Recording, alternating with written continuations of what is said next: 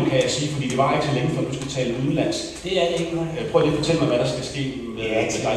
Ja, til august, der flytter jeg med familien til USA, hvor jeg har fået arbejde på Indiana University. Drømmejobbet. Og det er en permanent stilling, så jeg er glad for det. Og din baggrund er? Ja, jeg er ekspert i japansk middelalder. Ja. Hvorfor går man altid den? Jeg er sådan en, der arbejder med ingeniører. Det er jo sådan meget eksakt videnskab. Det er meget interessant. Og du skal forske i det?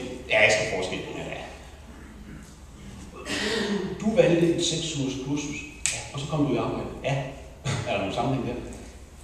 Både ja og nej, kan man sige. Ikke? Også fordi jeg tog ikke et kursus i japansk middelalder. Der findes ikke så mange selvvalgs 6-ugers kurser lige inden for japansk middelalder, og det er der måske også en god grund til. Men der var faktisk, kan man sige, jeg tog nogle ting med fra det her 6-ugers kursus, som jeg kunne tage med ind i mit gamle fag, kan man sige, og skærpe min profil derinde. Og det fik jeg rigtig meget ud af. Jeg fik rigtig meget respons på det i USA også. At jeg havde en anderledes tilgang til det her meget nørdede fag. Jeg prøver lige at fortælle, hvad det var for et kursus, du har. Ja, det er jo det her Confucius, som er, hvis jeg må lige hurtigt forklare, hvad det er for noget. Det er et kursus, en projektledelse, hvor man bliver hugget op i teams, og bliver hugget op med en virksomhed, så man løser en konkret udfordring for et problem, de står overfor. Og undervejs får man så undervisning i analyseværktøjer inden for projektledelse og implementeringsværktøjer. Og som man så bruger i løbet af den her udfordring. Og man siger, jeg tog kurset, fordi jeg fandt ud af, at mine karrieremuligheder i Danmark, de var helt udtømt som ekspert i japansk middelalder. Der var ikke mange stillinger, og når jeg søgte jobs uden for universitetet, så kom jeg jo ikke til samtale. Vel? Det kunne godt være, at de kunne se, at han har kommunikationserfaring, han har noget ledelseserfaring på universitetet og sådan noget, men han er jo en nørd. Okay? Altså, de kunne jo ikke komme forbi det der, når de så læste mit CV og så, han er ekspert i japansk middelalder. Det kunne de slet ikke abstrahere for. Måske var det det, jeg kom ikke til samtaler nogen steder, eller jeg kunne se, at der skulle ske et eller andet helt radikalt. Så for mig var det vigtigste egentlig at komme ud og få noget hands-on erfaring uden for universitetsverdenen. Ikke? Og der var det her kursus perfekt for mig, fordi jeg kom ud og fik lov til at prøve kræfter med nogle sider af min faglighed, som jeg måske ikke havde papir på, og som jeg egentlig ikke helt vidste, jeg havde, men som jeg fik lov til at komme ud og afprøve i det virkelige liv. Og det er sådan en udfordring, mange humanister tror jeg står overfor, at vi kan en hel masse ting, vi ved bare ikke rigtigt, hvad det er. Så rationalet var at lære noget, du ikke kunne i forvejen? Lære noget, jeg ikke kunne, og lære noget om mig selv også. Hvad er det egentlig, jeg kan? En af stemmen. Men som, hvis vi lige skræller alt det der middelalder væk, ikke? Så hvad er det egentlig kernen i det hele, der er? Og hvordan kan jeg bruge det i en virksomhed? Og det lærte jeg rigtig meget af. Og det er det, jeg sådan har taget med mig videre i mit gamle fag, kan jeg sige. Stella, du flyttede dig jo også i løbet af kursen. Hvordan det?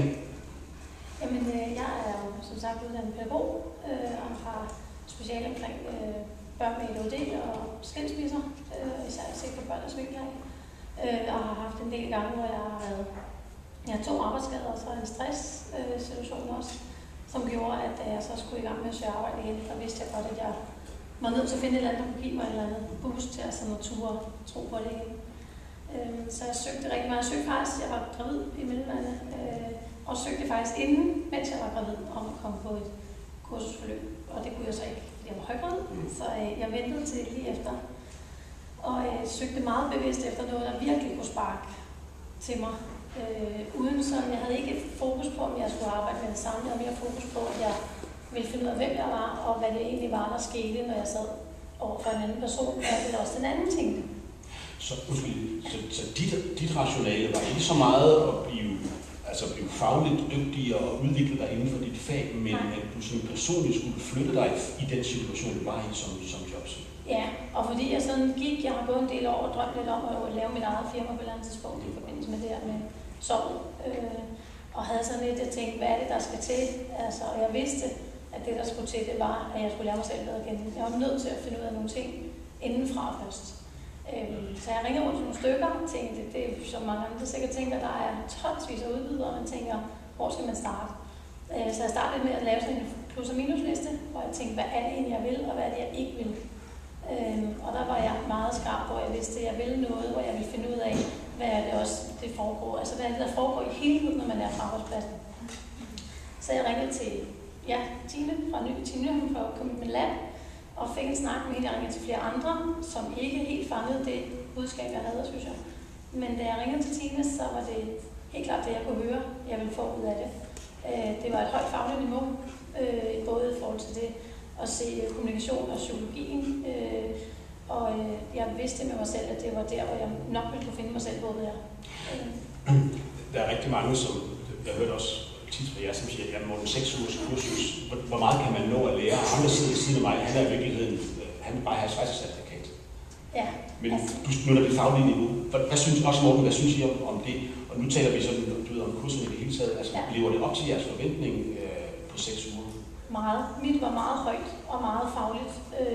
Vi går bare ikke, altså det er jo ikke sådan, at man sidder og snakker om sig selv og sine egne situationer. Der bliver snakket højt fagligt med noget, der bliver kørt på i forhold til det her at se med praksisfællesskaber og se med, hvordan agerer vi. For eksempel har vi samme dagsorden, ledere og mig, er det der, det går galt. Altså det her med den psykologiske del af det, det her se positivt, uden at være sådan glad og lalleglad, men se positivt på, hvad er det egentlig for en samtale, vi har, og hvad var i bag den, altså ikke? Du har en forskerbaggrund. Kan 6 ugers kursus med 10 testpoint leve op til sådan en akademisk standard? Ja, det overraskede mig faktisk, hvor meget jeg rykkede mig i en anden faglig retning, kan man sige. Fordi i løbet af de 6 uger, der udviklede jeg mig sådan set til at blive app-udvikler, hvilket jeg ikke lige havde set komme, da jeg stod og var med min PhD-grad i japansk middelalder. Men at jeg sammen med min makker fra det team, hvor vi løste en opgave, der er vi gået sammen om at lave vores egen lille virksomhed, hvor vi udvikler en app, som skal kunne hjælpe virksomheder til at implementere deres strategier mere effektivt. Og det kan man sige, der er godt nok et stort spring fra mit gamle fag til at skulle sidde og arbejde med en bakke om, hvordan de får kommunikeret deres strategier mere effektivt ud. Og så alligevel ikke, fordi det, der sådan set var pointen i det var, at jeg hiver nogle ting ind, nemlig sådan noget med læring, læringsteori og alle de ting, jeg havde med fra min gamle humaniora, kunne jeg lige pludselig putte ind i en helt ny branche og udvikle mig. Det havde jeg ikke gjort, hvis ikke jeg havde været på det her kursus og havde udviklet de her ting og kompetencer. Så det har helt klart været til at rykke mig rigtig meget. Så. Hvad skete der med din jobsøgning under kurset eller efter kurset? Under kurset søgte jeg ikke stillinger. Jeg havde søgt stillingerne i USA, de der 2 forskerstillinger, som jeg havde søgt, og så der skete ikke. Jeg gik ikke ud og søgte stillinger. Jeg begyndte at få nogle andre idéer om, hvad jeg skulle. Jeg fandt ud af, at jeg kan ikke få job ved at søge en stilling i Danmark. Altså, det kan godt være, at der er en eller anden uddannelseskonsulentstilling et eller andet sted, men jeg får jo en stilling. Ja? Hvis ikke jeg får de der forskerstillinger, så skal jeg til noget helt radikalt, så skal jeg gå selvstændig, og jeg skal gå nogle helt andre veje. Det fandt jeg ud af, og jeg fik nogle værktøjer til at analysere markedet, kan man sige, så jeg kunne gå den vej. Ikke? Det blev det så ikke til, fordi så kom jeg så umiddelbart derefter til jobsamtaler i USA. Og der var det, der adskilte mig fra alle de andre, det var et hårdt kompetitivt felt, jeg var oppe i. Jeg var oppe til jobsamtale på Princeton og på Indiana. Og det, de blev mærke i, det var, at jeg brugte nogle af de her management-værktøjer, som jeg har haft på det her kurs. Det brugte jeg faktisk i min præsentation af japansk middelalder. Så jeg stillede det op i en kraftfeltsanalyse og sådan noget, og de var helt sådan, wow, kan man det, ikke? Og ikke fordi det var det, der gav mig jobbet, men det gav et indtryk af, at jeg jeg kom lige pludselig med noget andet end det, de etablerede. De 6 ugers kursus, du gælder nogle komplementære, nogle sekundære kompetencer, som hjælper videre. Ja. Prøv lige at fortælle mig, hvordan, du sagde til mig lige før vi startede her, hvordan du havde grebet jobsøgningen an umiddelbart før du tog 6 ugers kursus. Ja, jeg vil lige sige, at det er bare en 6 ugers uddannelse. Ja, det er jo det. Lige præcis, Tina sagde jo sådan uddannelse, men jeg gjorde faktisk det, at jeg startede op med at lave en lidt mere standard ansøgning til jobbene, og var meget usikker. Og jeg må sige, hver gang vidste jeg jo godt, at pædagogfeltet var, at vi mangler jobbet, og man skal vide, hvad man vil og kan. Og jeg havde sådan en tanke, der hed, jamen jeg kan jo lidt af det hele, så jeg falder ind der, hvor det passede, og blev ved med sådan at rette ansøgninger til, alt efter hvad de havde brug for.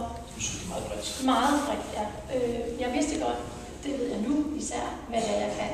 Men jeg vidste måske også godt der, jeg turde bare ikke tro på, at det var det, jeg kunne.